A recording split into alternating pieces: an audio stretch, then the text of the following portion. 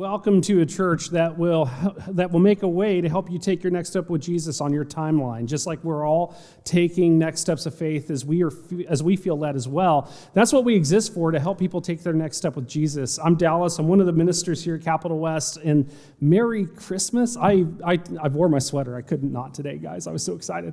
I love this season. I just do. I've been listening to Christmas music for well over a month at this point, much to my wife and kids' chagrin, and just enjoying the whole thing, right? Like I'm loving kicking off the series Christmas at Home. I'm excited to sing Christmas songs with you after the message. For many of us, Christmas is a time for rearranging our houses, right? And my wife and I actually did that a few weeks ago. We didn't put up the decorations yet, but we rearranged the house to get ready for like putting the tree in there. Like I'm married to a furniture rearranging ninja, y'all. It's crazy. You leave the room and come back and suddenly there's a new piece of furniture where there didn't used to be one. It just magically appears and you trip over it and die. But it's okay. She doesn't care. She loves it. Couches migrate, cabinets rotate, our kids file like USPS change of address forms because the rooms move around. It's crazy. That's Alpha Henry.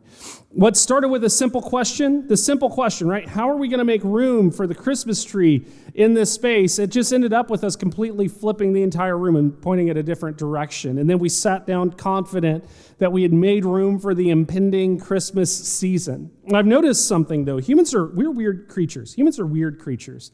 We will alphabetize our spice racks. Anyone else? Just me? I'm kidding. I don't do that. If you raise your hand, though, respect. Like we will alphabetize our spice racks in preparation for like our month of baking delicious treats, and we will rearrange our homes for the debris that the holiday brings, and all the while we will ignore that our lives are so rushed that we can't make any room for actual peace. Like we rearrange our houses for a tree, and today I'm asking, what if we spent some time rearranging our lives, our priorities, our schedules, our budgets? What if we rearrange some things for a king? And today, as we kick off the series, I'm going to actually kind of begin where the season ends. Spoiler alert, there's a baby born. I don't know if you knew that or not. We're going to talk about that for just a second today. And we're going to talk about that to make room, like to encourage you to make room in your home, but also your heart and your life for him. Because Jesus is the reason for the story that we are all so familiar with this time of year. And I want to look at how he was born. And Luke gives us a picture of that in his gospel. If you don't own a paper Bible, you can grab one at our Next Steps booth on the way out. We give them away for free. But in Luke chapter 2, verse 7, we come across this so familiar verse that says this: she gave birth to her firstborn son, wrapped him in swaddling cloths and laid him in a manger because there was no place for them in the inn. This is perhaps the most famous of all verses in the Christmas narrative. Like there was no room for them in the inn. We are so aware of this teaching from Scripture that most of us, if we're reading the text ourselves, we almost just kind of read past it. Like we sit down, we're doing our Bible reading. You've made it to the book of Luke. Congratulations. That took a lot of work to make it to the book of Luke, right? And so you're checking off your chapters and you're so familiar with this part of the story that as you read it, you kind of begin to make a grocery shopping list. It's like, yeah, still no room in the inn, bed and breakfast. I need Cinnamon Toast Crunch. I need to grab that at the store. I get it. I've done that too, right? But then I was sitting down this past June and I was thinking about Christmas. By the way, to all the haters in the room, can we have a conversation right now? They get mad at me. They hear me listening to Christmas music before Halloween comes. They question my sanity and my ability to be properly thankful. I built the skeleton of this sermon series in June. I live in the future. Welcome to my world. Back to our regularly scheduled programming.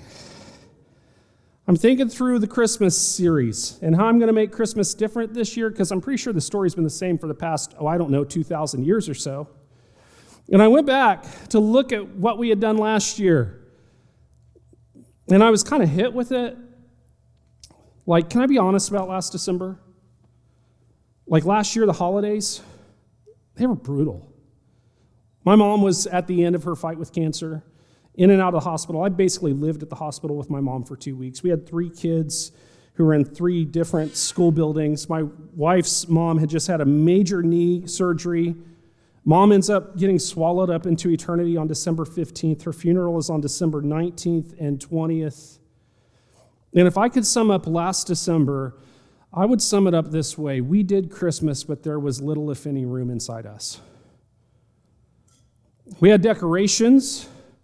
We had presents wrapped and beautiful. We went to Christmas concerts. We had Jingle Jam. We did Christmas Eve services. We had a family gathering with my wife's side. Christmas was happening all around us. We rearranged our house and we went through the motions.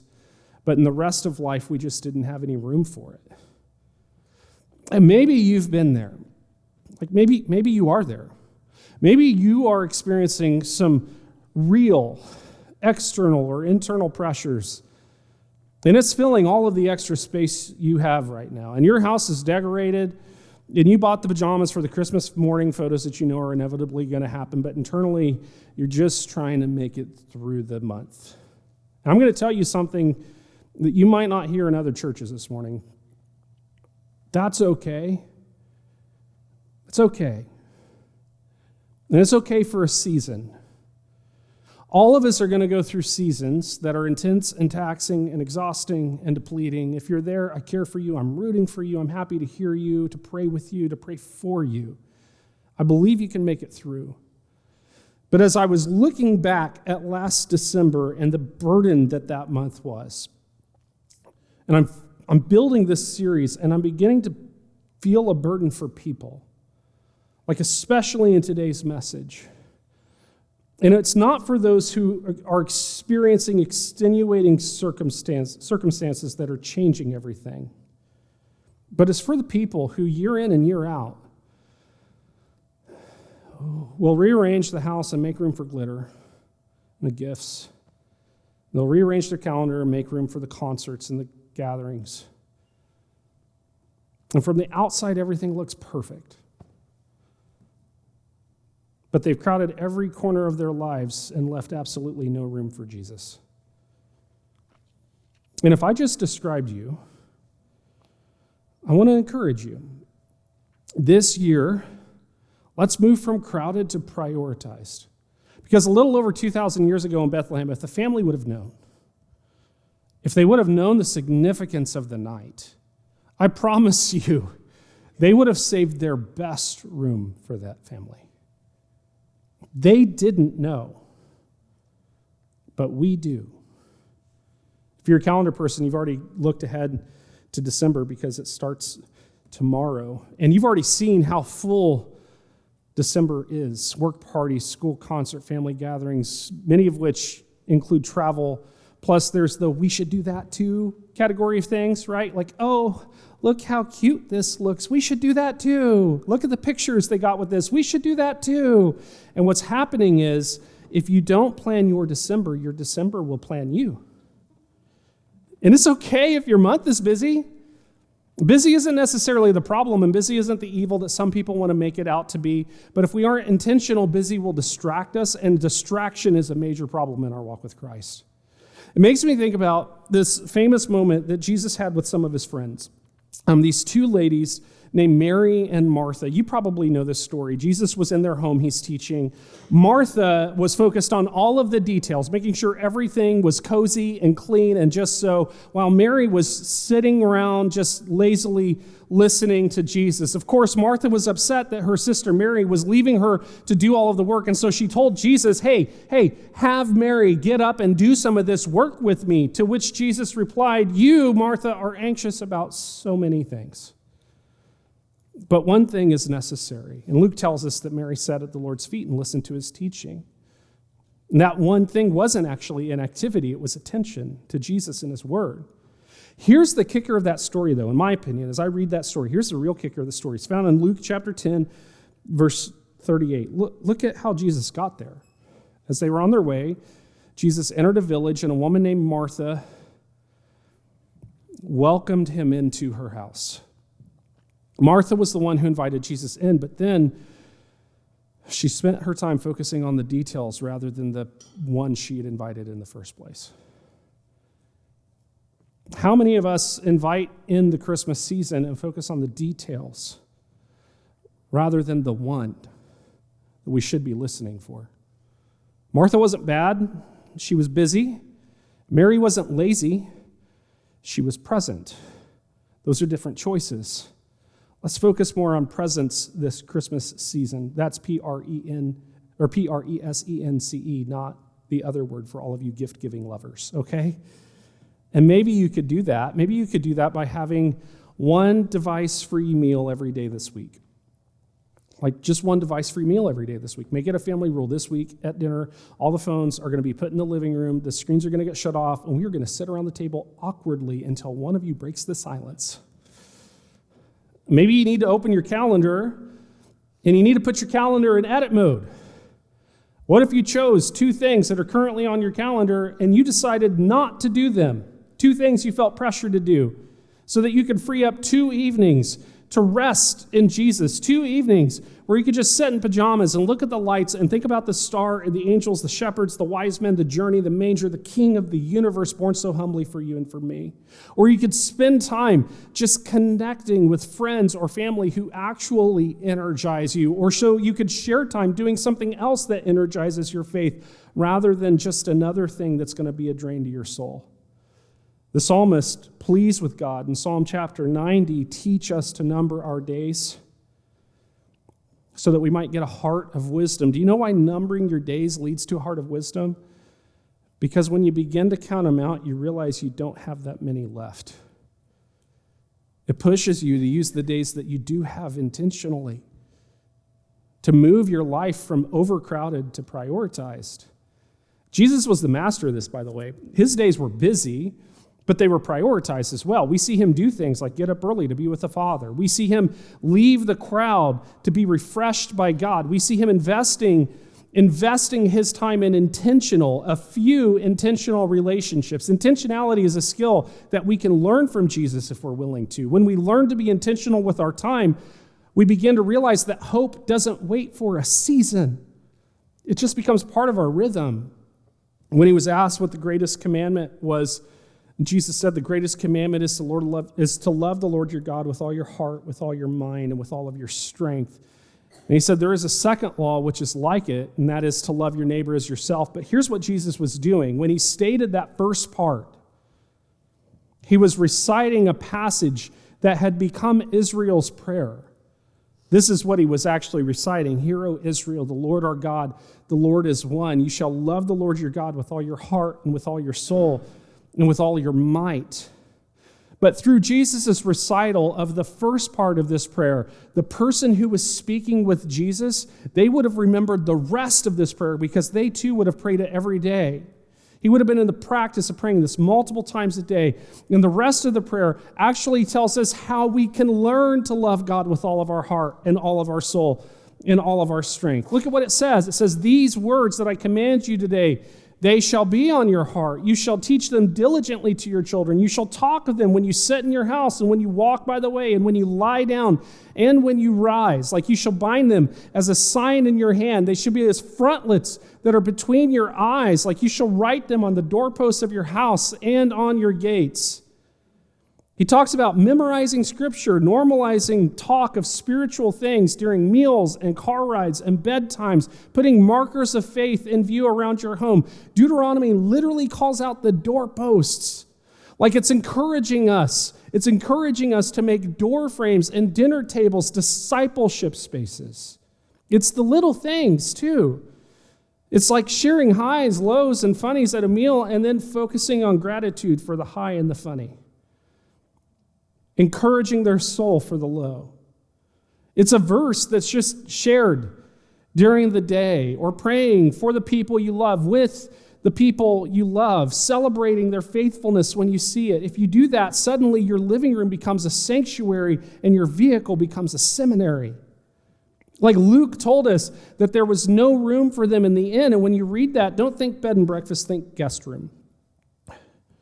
The guest room was full, so Mary and Joseph couldn't stay there. But the other thing that we learn from this verse is that Jesus will enter wherever there is room for him to come in. Someone made room for Jesus in the lower room of their home, the room where the animals were brought in for the night, which is where the manger or feeding trough would be. He's born in the humble lower room of an otherwise crowded house. There wasn't room upstairs, and so they made room for him downstairs, and Jesus came into whatever space was available. This is what you'll notice if you'll make room for Jesus. He will enter where he is welcomed, even if the room is small and the floor is messy. And so I want to talk for just a few minutes about rearranging some things in our lives to make some room for him to come in. And making room this month is going to mean prioritizing what matters more and minimizing or saying no to things that matter less. Could you say no to an event so that you could say yes to a conversation with a friend who will breathe life into you, a conversation with your family around the table or over a cup of cocoa, a conversation that doesn't seem to start out significant, but then somehow gives you opportunity to speak of God's faithfulness? Or could you say no to an anxious expectation so you could just say yes to rest? You know, I've noticed something. I have a lot of expectations on my life, and when I try to live up to an anxious expectation, my mind and my speech, they focus on the thing I have to do that I don't want to do. And I become so easily frustrated. But when I'm rested, I give more grace to people and care far less about minor inconveniences. Could you say no to extravagance so you could say yes to generosity? Dude, I get it. Presents are going to happen. They're going to happen. You're going to buy stuff for people this month. But how insane is it that Black Friday began on November 1st this year? By the way, Cyber Monday will extend into the next week. We have Black Friday, Small Business Saturday, Cyber Monday, and if you have any money left, finally Giving Tuesday. We celebrate the day that God gave up his place on high to become lower than the angels, to be born as a baby in a livestock storage room so that he could grow up and give up his life for us to give us freedom from sin and the hope of eternity with him by overspending on things we don't need and maybe throwing our leftover change in a red bucket on our way out of the store if we even carry cash at all anymore. Then we have the audacity to say, I just don't make enough to give. Jesus enters the space where he's welcome. You might be surprised what you could afford if you'd say no to extravagance and yes to generosity. Here's one more way to make space for Jesus this Christmas season. Could you say no to a grudge and make room for a person? Maybe you've been short with your spouse lately. Maybe you have a family member for whom extra grace is required. Maybe you have a neighbor who's difficult and alone. And you could say, well, he's alone because he's difficult. Or you could say, I'll make room for this difficult person so he knows he doesn't need to be alone. You know, I know as quick as I mention this, someone today is going to tell me the story, or they're going to email me the story overnight tonight about why they have a relationship that is irreconcilable. I get it. There are people in my life that I will probably never be reconciled with because it would be unsafe for me to do that. There are even some for whom I'd love to reconcile, and it won't happen because they're either unwilling to forgive real wrongs or unfair and assumed hurts. For the believer, though, forgiveness is commanded. It is not optional. Seeking to make amends for your wrongs in the relationship for the believer is essential. Bitterness for the believer is unacceptable. And even more than that, it is a cancer that will spread onto your other relationships. Could you say no to a grudge to make room for your relationships? You know, every year, Christmas reminds us that Jesus shows up where he's welcomed, because he didn't wait for the perfect room in the nice home. Instead, he came into a real one. He stepped into our world with all of its messes to seek and save people. And what kind of people did he come to seek and to save? Well, it wasn't the uptight, self-righteous, religious people. It was the messy people. It was the lost people. It was the people you would never expect, but who were willing to make room in their lives for him. And then he used them somehow to change the world forever by spreading his message away from a small geographical area of eyewitnesses to a name globally known 2,000 years after his death, so much so the world pauses for a month to celebrate his birth. How wild is that? And I'm here to tell you, I know that this sermon has been largely like talking to believers about how to make room for him this holiday season, but if you are on the fence for him, like if all of this is new, or if you're investigating faith because you felt like something in your life is missing, if you will make room for him, he will come into your life. And he doesn't care. If your life has been messy, it makes no difference to him. He has transformed a lot of messy places into holy spaces. He can do that with you too. You just have to make room to take your next step with him. And if you're ready to do that, after service today, I'm going to head out to the lobby and hang out there. Why don't you come join me and let's talk about it? But if you're not there yet, or if you already believe, I want to give you some next steps that you could take from today's message too. And really your next step is just to find an area of your life where you can make room for Jesus to enter. You know, we talked about a few places where you could do that. Like you could look at your calendar, and if it's too full, go ahead and remove something. Remove a few things. Send regret emails. It'll be okay. People will forgive you. And if someone is placing an anxious expectation on you, set a boundary. Now, some boundaries only need to be internally set. I'm going to say no if I'm asked to do this thing. Some boundaries, though, they need to be communicated. I can't host the gathering this year, but I would be happy to come if you can host, and I will even bring this. Look at your bank account. Are you as generous as you wish you could be? Are you as generous as you're called to be? Could you limit the amount that you spend on gifts for your family so that you could give more to a family who actually could use the gifts? It's interesting to me. The most requested things on our giving tree this year were blankets, pots and pans, cleaning products, and clothes. What did your kids ask for? No shade on anyone for whom the $15 to $25 gift is a stretch. I have a feeling, though, someone in this room last week went out and grabbed a $25 tag, even though they had a $100 budget. And I'm not trying to shame you if you did. I'm trying to tell you, I want you to know the joy that comes from real gospel-informed generosity. Like, could this be a kickoff towards generously tithing rather than merely tipping God when you come to services? Like, imagine the type of ministry that we could do in Jefferson City if everyone in the church tithed. Also, look at your year-end giving. Like, for those who have even more to give, what if you put some of your year-end giving in our building fund here? As we dive deeper into moving across the street, like the dreams that we have for what we think God wants to do with that facility, that property that we own over there, the kingdom impact we think he wants to have, the cost associated with that, we need our building fund to grow exponentially. We have bigger than us. Only God can do that size dreams for our next step. And we need to raise bigger than that. Only God can do that resources for that to happen. And finally, the relationship. If you can, while you can, reach out. I've had the privilege to sit with a lot of people at the end of their life. And I've never, not one time ever, have I heard someone regret forgiving, or regret making amends, or regret reconciling, or regret loving people well. But as I've sat with people at the end of their life, I could tell you countless stories of people who didn't do those things, and they told me about a person they wish they would have. Jesus is powerful to bring healing to damaged relationships, the most damaged relationship. Why not make room for him to do it in yours? He comes where there's room.